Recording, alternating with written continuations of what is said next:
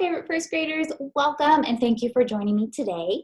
So we are jumping into one of my favorite units of the entire year, and that unit is comics. Now if you look at my background and you look at my sweater, it's pretty easy to see which comic book characters are my favorite, but my favorite thing about comics actually is that they're not limited to the heroes and villains that we see, oh my gosh, everywhere, movies, toys, and books. Comic books can actually be a really powerful storytelling tool. Now, when we are reading just the books that we love, generally our words stand as the powerful storytelling piece, and the pictures are used to add details to our words. But in a comic book, it's actually the opposite. The pictures are used to tell the story, and the words are there to add details. So comics have actually been around for over 100 years, and they tell stories using pictures and words combined, using boxes that we call panels. So I'm going to show you guys some examples of some comics that I have at my house, and then we're going to talk about some features that you can find in most comics. Okay, friends, on my document camera, you guys can see a few of the comics that I have. And this one is probably not a surprise. This is The Amazing Spider-Man. And before Spider-Man was a movie, before he was turned into a lot of movies, Spider-Man was a comic book. And we can see that there are so many detailed illustrations, and the illustrations really are telling the story. You can look at the faces of the characters and how they're feeling, and those speech bubbles and thought bubbles are adding details to the pictures. You guys see how it's broken up into boxes? We call those boxes panels. And within those boxes, we have the illustrations, we have the speech bubbles, we have the thought bubbles, and we also have, let's see if I can find a good one for us. Someone on the front page. We also have kind of the narrator's part. Any background information that we need to know, it's written in a box. We call that a caption. So here's Spider-Man. Here's another example. This is a book called Hangry, but it's also a comic. It's about a monster who just really wants a hot dog. But let's see what happens. Instead of him getting a hot dog, a pigeon gets a hot dog, and he turns into a super hangry monster who really just doesn't get what he wants. Pigeons wanting hot dogs is a familiar theme for us. Here's another example, The Very Impatient Caterpillar. So this one's told as a story, but it's using word bubbles, and actually the pictures are guiding the story and the words are just adding details to it. If you haven't read this book before, I recommend it. It is hilarious. This one's more of a graphic novel. It's called The Great White Shark Adventure, and it's about some ocean explorers who investigate really deep parts of the ocean using a shark. It looks like a shark, but it's actually a submarine. It's really interesting. There's a ton of cool information. You can see a lot of good examples of captions mixed with speech bubbles and character expressions. But see how long this one is? That's why we call this one a graphic novel. Then, of course, we all know Mo Willems, and we all love Mo Willems. He actually draws and writes his books almost all in the comic format. He has captions, he has speech bubbles, Elephant and Piggy, also obviously the Pigeon books. You can find those speech bubbles over and over again there. A few more examples, and then here's my comic book written and illustrated by Mrs. Swartz. That's my alter ego, Polar Princess, and my villain, global warming guy, my nemesis, and I'll read that to you guys another time. But within it, I also have my captions, I have my speech bubbles, I have my characters expressing different emotions, and so on. So now that you guys seen some examples, let's talk about the features that you can find in a comic book. Okay, now in most comic books, you're going to be finding these features. Now you might not find every feature in every comic, and that's okay. So here are those features. I have the words, but I'm going to pop up a picture of each one. So in almost all comics, you're going to find panels. And these panels are just boxes, and within those boxes, we're going to be telling different parts of our story. So those are called panels, and they can look like this. They can look like maybe 1 or 2 boxes on a page. It could look like 8 boxes on a page. Another feature is speech bubbles and thought bubbles. So when a character is speaking, it has that little caret down at the bottom. When a character is thinking, those little bubbles tell you that he's thinking. It's a cloud, he or she, and it's sharing what they're thinking in that thought bubble. Captions are kind of like when a narrator is telling you something that the characters aren't saying out loud, something that you might need to know to understand the story. There's a lot of action in comic books. A lot of comics have that good versus evil theme. So you have a character that you really like, that you want to win or you want to succeed, and then you have a reason that the character is struggling, a problem, and that's going to be our good versus evil. A lot of them have superheroes, and of course, with a superhero, you need a supervillain. And last but not least is this long, crazy word. It's actually one of my favorite words in the English language. It is called onomatopoeia. Can you say that with me?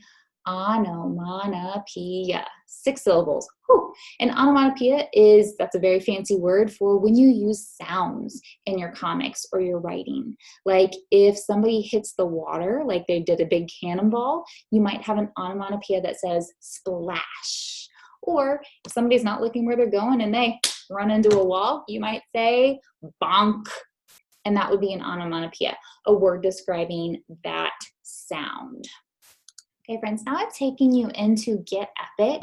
So everybody has a Get Epic account, and you also have a Get Epic mailbox. Now I'm logged into my account right now, but each of you have your own account, and next to your account is a little mailbox. Now your teachers are going to be dropping in this collection to your mailbox. This collection is full of different comics, some with characters that you've seen before, like Snoopy and Charlie Brown, and some maybe some new characters that you might read about and really enjoy. This one is Unicorns versus Goblins. That sounds like fun. We have Garfield, Binky the Space Cat. My personal favorite is Cat Ninja, and Cat Ninja is the hero, and the villain is actually a super hamster. And I love hamsters, so it makes sense that I love it. But this one is in here. I'll give you a sneak peek here in a little bit, but there's actually a few different books using the same characters. They go in order. It's like a sequel and a lot of the same kind of story in a series that I think you guys will enjoy. And it's read to me, so it has really fun sound effects.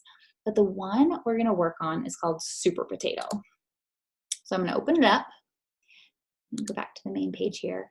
So Super Potato is the very first book in the series of Super Potato, and it's the epic origin of this hero.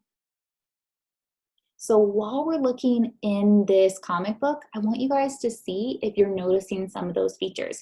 If you're noticing panels and good versus evil and speech bubbles and thought bubbles and captions and villains and heroes and action and onomatopoeias. An average day in the life of Super Max. Mirror, mirror on the wall, who's the handsomest superhero of them all? Attention, Super Max, can you hear me? I hear you, General. What is going on?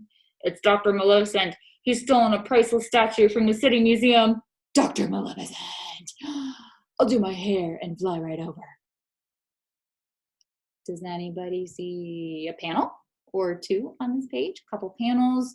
We've got some speech bubbles. Now this one has like crazy markings all over the outside. I think that one's more of a screaming bubble. And it's pretty easy to see the difference that a volume would be a little quieter here and a volume would be a lot higher there. That Dr. Maleficent is always stealing things, and I always have to go to his secret hideout, thwart him, and return them. Super Max has been to the doctor's secret hideout so many times, it's not much of a secret anymore. Oh, doesn't he get tired of this? He has to break down the door every single time. Blam! Ooh, remember what that was called? The sound word? Onomatopoeia. Return the statue, Dr. Maleficent. It doesn't belong to you. Ah, Super Max, I knew you'd come, so I prepared a surprise. Beep. Ooh, that's another one. Beep, beep, beep, clank. Shh. Huh? Blam. Why bother, Maleficent? You know bars can't hold me. Eek. No, but they'll give me a chance to blast you with my ultimate weapon. What have you done to me? Oh my goodness. Now this is a really good example of how the pictures are really telling our story here, because there are not many words on this page, but we know exactly what's happening because the author has added those detailed illustrations. My nose, my hair, I'm a potato. I've changed you into a potato. You aren't so brave without your 737 muscles, are you, Super Max? The average human body only has 650 muscles. Super Max has 87 more. Thank you. That was helpful. A little caption. Or should I call you Super Potato? You'll pay for this. Now run away, little potato, and tell the general that I won't be returning the statue. Fiend! Run, Super Potato, run! Normally, Super Max gives a few lumps to Dr. Maleficent, and that's that. But this time, our hero has lost the fight. Potato, I'm a potato. Super Max has not cried even once in the last 50 years. But while Super Max may not cry, Super Potato cries like a baby surrounded by onions. Wah, wah, wah. 57 minutes later. Snip, snip, snip. I guess I should head home. Snip. If only I could still fly. But wait, he hasn't even tried. But Super Potato will have to try soon because, sigh, it's gonna be a long walk. He heads across the street without looking first, which you should never do, even if you're the world's saddest potato. Brr, brr, ah, brr. Ooh, some more onomatopoeias. But, I'm flying! I've still got it. And my super strength! Yes! Grunt. And that's where I'm going to pause our story today. And now thinking back to what we've already read in the Super Potato story, did you observe the following things? Did you find panels? And if you did, you can go ahead and give me a thumbs up. Panels. Did you see speech bubbles? Thought bubbles? Captions? Lots of action. The classic good versus evil. Did you see a superhero? Yes, the very starchy one. A super villain and some onomatopoeia. Yeah, we saw all of those features in Super Potato, which is pretty cool. Now, keep those features right there in your mind, because as we look at more comics and as we start to create our own comic, it's going to be important for us to remember these.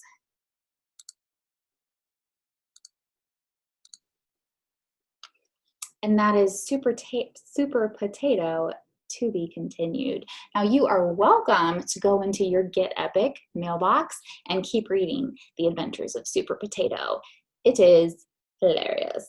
But also Cat Ninja, don't forget about that one. Super funny. So over the next few days and also next week, we're going to be building our schema about comics. So I found, your teachers and I found this really cool author and illustrator, and his name is Dave McDonald. And he's put together some videos. They're short, they're like 5 minutes each.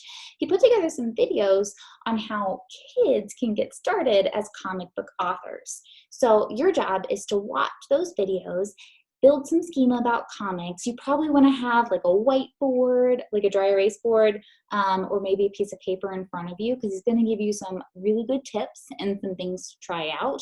Then after we've learned all about comics, we're going to come up with our very own comic story. So I gave you a sneak peek of mine, but you guys are also going to use your imagine and dream up a hero and a villain and decide what that problem is going to be and how your story is going to unfold. It is a really fun project. I'm super excited for you guys to do it and for us as your teachers to see your creativity come out in comics. If you are not a huge fan of coloring and drawing, that's okay. It is still super fun to dream up your story and to do pictures that you're comfortable with. So I hope you guys have fun. Go through those videos this week. We also put some other kind of silly, fun learning activities that have to do with comics in the choice board. There's some math activities. There's a few silly STEM challenges. Yeah, so I hope you guys have fun, and I'm really excited to see what you guys come up with. So have a great week, guys, and let those imaginations go. You guys are awesome. Bye.